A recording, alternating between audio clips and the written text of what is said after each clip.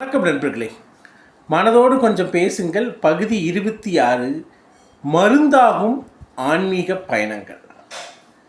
நம்ம ஒவ்வொருத்தரும் மனசுக்கு என்னென்ன காயங்கள், வலிகள், அதோடைய ஒவ்வொரு விஷயங்களையும் தெரிஞ்சு அதோட போக்கில் ஒரு மருந்தாக செயல்படும் போது தான் மனசு ஹாப்பியாக சந்தோஷமாக போயிட்டு.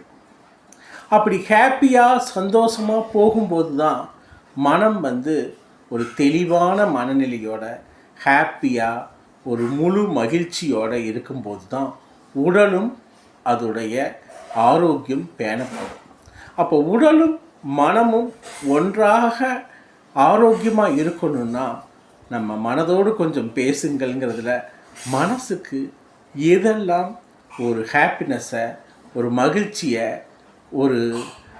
ஒரு மருந்தாக எதெல்லாம் பயன்படுதோ அதை நம்ம கவனித்து செய்யும்போது தான் மனம் மகிழ்ச்சி அடையும். இந்த மனதோடு கொஞ்சம் பேசுங்களில் நம்ம ஆன்மீக பயணங்கள் எந்த அளவுக்கு மனதினுடைய வலியை போக்குது, மனதுக்கு மருந்தாகுதுன்னு பார்க்குறோம். நம்ம ஒவ்வொருத்தரும் நம்ம ரொட்டீன் லைஃப்பில் மெக்கானிக்கலாக ஓடிட்டே இருக்கும்.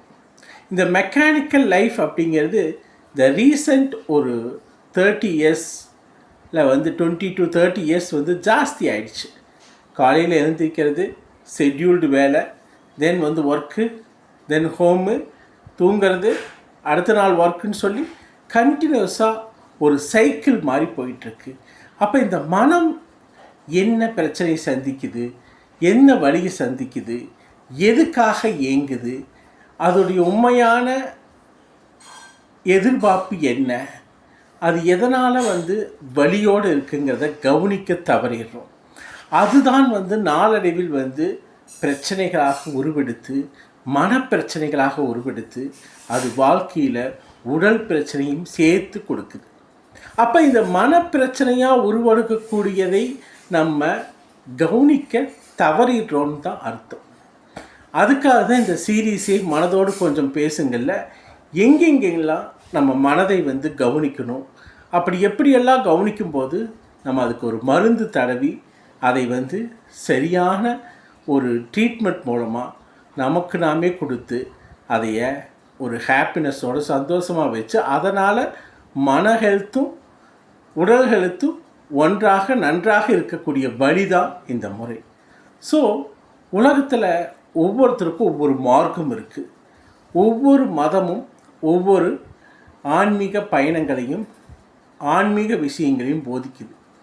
நீங்கள் எந்த மதத்தில் இருந்தாலும் அந்த மதத்தில் ஒரு ஆன்மீக ஈடுபாடோட, அதாவது ஒரு ஸ்பிரிச்சுவல் ரிலேஷன்ஷிப் அப்படின்னு சொல்லலாம். அப்போ நம்பிக்கை சார்ந்தது அப்படிங்கிறத காட்டிலும் உங்களுடைய மனது சார்ந்தது.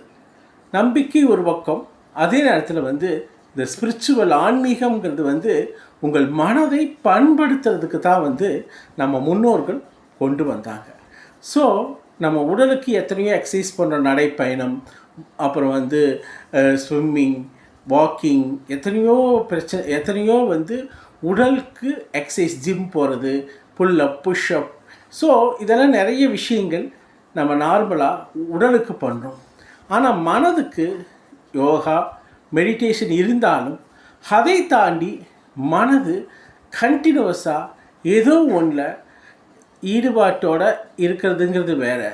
ஆனால் கண்டினியூஸாக ஏதோ ஒரு வேலையில் ஸ்ட்ரெஸ்ஃபுல்லாக, டென்ஷனாக, ஒரு ஃபியரோட, ஒரு விதமான மன அழுத்தத்தோடு இருந்தால் அந்த உடலானது கொஞ்சம் கொஞ்சமாக மன பிரச்சனைகளில் சிக்கி அது மிகப்பெரிய பிரச்சனையில் கொண்டு போய் விடும்.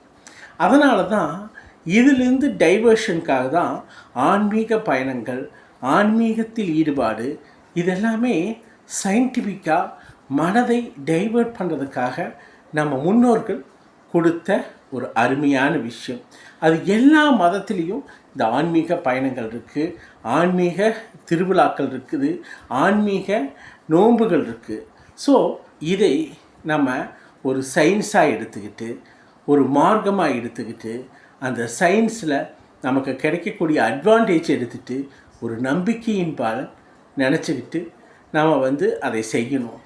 அப்படி செய்யும்போது மனம் டைவர்ட் ஆகி அந்த ஆன்மீக பயணங்களில் சிலாகிச்சு ஒரு டைவர்ஷன் கிடைக்கிது.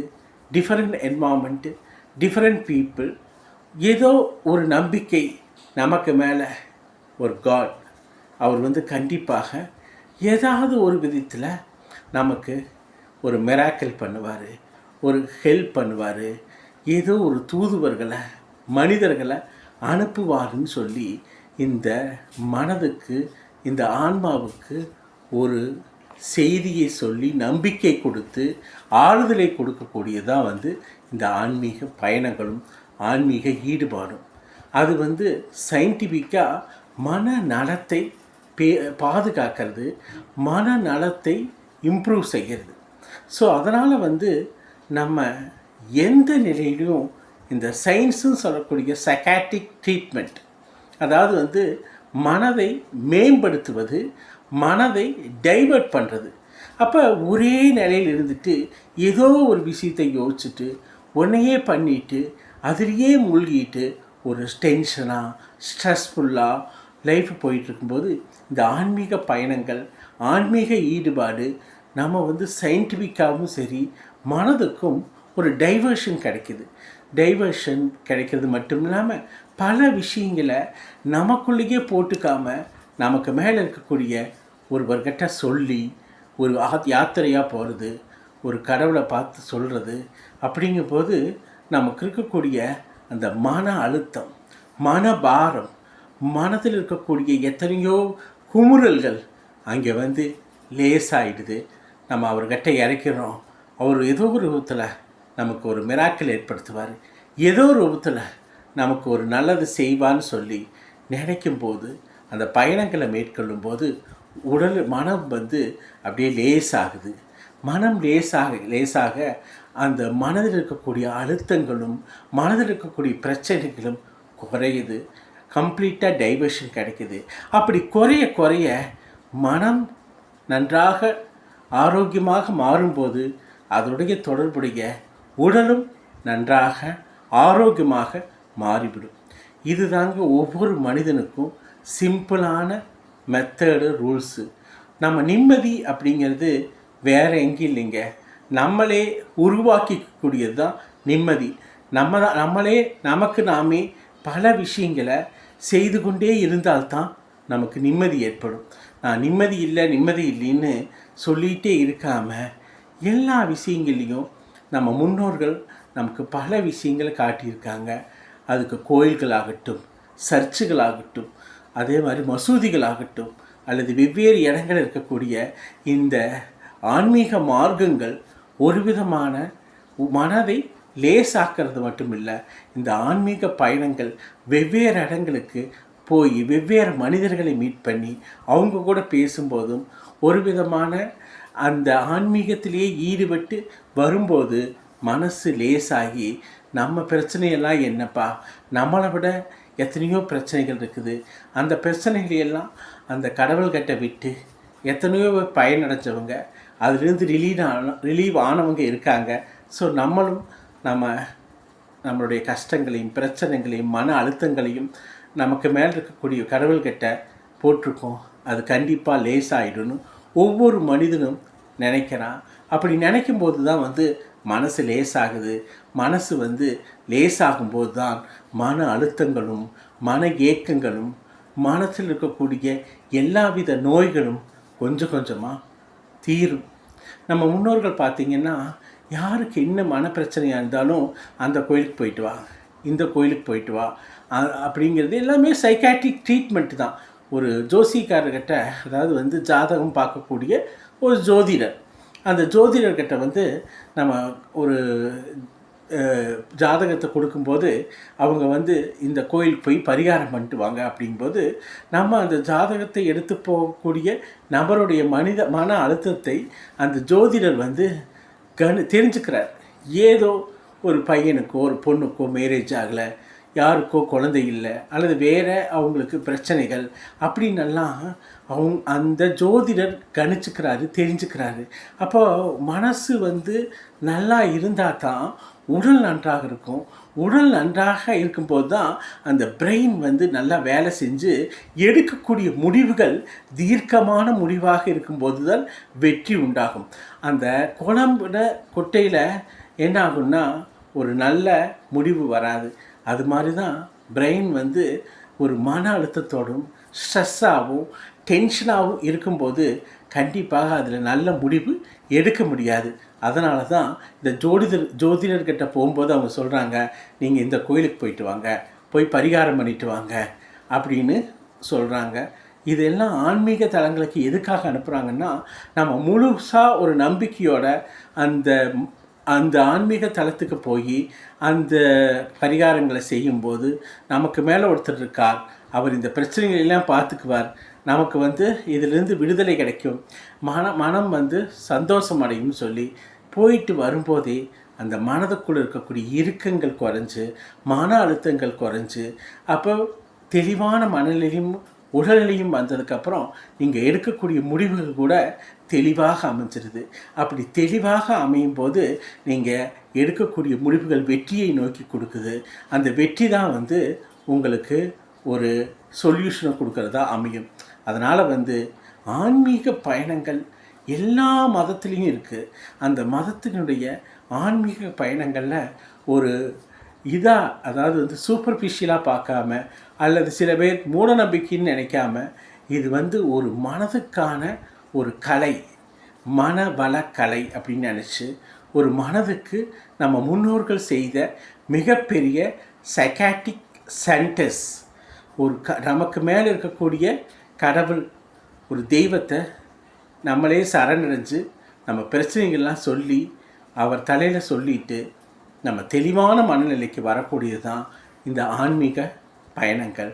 ஸோ அதைய தொடர்ந்து ஈடுபடுங்க, அதை செய்கள். எப்பெல்லாம் வந்து உங்களுக்கு ரொம்ப குழப்பமான மனநிலை, ஸ்ட்ரெஸ்ஃபுல்லாக இருக்கிறது, டென்ஷனாக இருக்கிறது, பிரச்சனைகள் அதிகமாக இருக்கும்போது நீங்கள் ஆன்மீக பயணங்களை நடைப்பயணங்களாகவும் அல்லது வந்து மலையேறி போகக்கூடிய பயணங்களாக இருக்கட்டும் அல்லது வந்து ஒரு வித்தியாசமான இடங்களுக்கு போய் வித்தியாசமான வெவ்வேறு விதமான கடவுள்களை தரிசிப்பதாகட்டும், உங்களுக்கு நீங்களே ஒரு சைக்காட்ரிஸ்ட் ட்ரீட்மெண்ட் கொடுத்துக்கிறீங்கன்னு அர்த்தம்.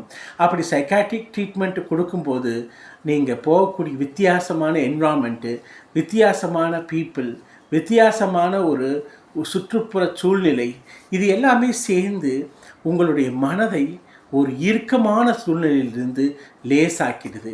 அப்படி இறுக்கமான சூழ்நிலையிலிருந்து லேஸ் ஆக ஆக உங்கள் உடல் கொஞ்சம் கொஞ்சமாக நன்றாக ஆரோக்கியமாக மாறுவதை நீங்களே பார்க்கலாம். சில பேர்த்துக்கு சொல்கிறத கேள்விப்பட்டிருக்கீங்க, என் மனசு சரியில்லை, நான் ஒரு கோயிலுக்கு போயிட்டு வந்துடுறேன் அல்லது குலதெய்வம் கோயிலுக்கு போயிட்டு வந்துடுறேன், என் மனசு சரியில்லை, நான் இந்த கோயிலுக்கு போயிட்டு வர்றேன், இந்த தர்காவுக்கு போயிட்டு வர்றேன், இந்த சர்ச்சுக்கு போயிட்டு வர்றேன்னு நம்ம அன்றாட வாழ்க்கையில் எத்தனையோ பேர் சொல்கிறதுன்னு இங்கே பார்க்கலாம். இதுக்கு என்னென்னா அவங்க வந்து அவங்க கட்டக்கூடிய கோர் டென்ஷன் பிரச்சனைகளை கடவுள் அப்படிங்கிற சுப்ரீம் ஃபோர்ஸுக்கிட்ட கொடுத்துட்டு அந்த ஆன்மீக பயணங்களை மேற்கொண்டு விட்டு வர்றதுனால மனசு ரிலாக்ஸ் ஆகி ரிலீவ் ஆகி ஒரு விதமான ஹாப்பினஸ் அந்த மனசு ஃபீல் ஆகுது. அந்த ஹாப்பினஸ் ஃபீல் ஆகும்போது நல்ல தூக்கம் உண்டாகுது. அந்த நல்ல தூக்கமானது அவங்கள வந்து ஒரு நல்ல தெளிவான மனநிலைக்கு உண்டாக்குது. உடலும் மனமும் ஒன்றாக நன்றாகும்போது தெளிவான மனநிலையில் நல்ல முடிவுகள் எடுக்கப்படுது. அதனால் நல்ல முடிவுகள் தான் வந்து வாழ்க்கையில் வெற்றியை நோக்கி அழைத்து சொல்லும். அதனால் இந்த ஆன்மீக பயணங்களை என்றும் தொடர்ந்து செய்து கொண்டே இருங்கள். உங்களுக்கு எப்பெல்லாம் மனசில் பிரச்சனைகளோ மன அழுத்தங்களோ ஏதாவது பதட்டங்களோ இருந்ததுன்னா இந்த ஆன்மீக பயணங்களையும் ஆன்மீக ஈடுபாடையும் அதிகமாக வச்சுக்குங்க. அது நீங்கள் எங்கே இருக்கீங்களோ, எந்த மார்க்கத்தில் இருக்கீங்களோ, எந்த மதத்தில் இருக்கீங்களோ அந்த மதத்துக்கு தகுந்த மாதிரி செய்யும்போது மனசு லேசாகும். இது ஒரு வகையான சைக்காட்ரிக் ட்ரீட்மெண்ட்டு. அப்படி லேசாகும்போது உடலும் ஆரோக்கியமடையும், மனமும் ஆரோக்கியமடையும். ஸோ இதாங்க மனதோடு கொஞ்சம் பேசுங்கள் பகுதி 26 ஆன்மீக பயணங்களும். ஸோ ஒரு மருந்தாகும் அப்படிங்கிறது. ஸோ இத்துடன் வந்து மனதோடு கொஞ்சம் பேசுங்கள் பகுதி 26 முடிந்தது. நம்ம பகுதி 27 சந்திப்போம். இந்த கருத்துக்களெல்லாம் உங்களுக்கு பிடித்திருந்தால் சப்ஸ்கிரைப் பண்ணுங்கள், ஷேர் பண்ணுங்கள், லைக் பண்ணுங்கள். இந்த மனதோடு கொஞ்சம் பேசுங்கள் 26 பகுதியும் ப்ளே ஸ்டோரில் இருக்குது. ப்ளேலிஸ்ட்டுன்னு சொல்லிவிட்டு அடிச்சிங்கன்னா அதில் மனதோடு கொஞ்சம் பேசுங்கள் இருக்கும். அதே நேரத்தில் வீடியோ செஷன்லேயும் மனதோடு கொஞ்சம் பேசுங்கள் 26 எபிசோட்ஸ் இருக்குது. இதில் மனசுக்கு எதெல்லாம் பிரச்சனை வரும், அதை எப்படி தீர்க்கலான்னு அழகாக சொல்லியிருக்கு. பாருங்கள், பார்த்து உங்கள் மேலான கருத்துக்களை கமெண்ட்ஸாக சொல்லுங்கள். நன்றி, வணக்கம்.